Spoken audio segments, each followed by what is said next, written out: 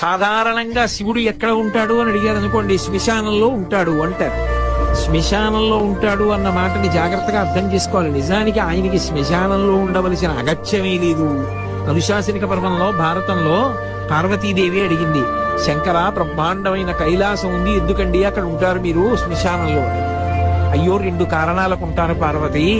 నేను అక్కడ ఉండకపోతే పిశాచాలు మొదలైనటువంటి ఉగ్రభూతాలు ఇళ్లల్లోకి చొరబడిపోతాయి. చొరబడిపోయి దైవారాధన చెయ్యనివ్వవు, మనుష్యుల్ని బాధపడతాయి.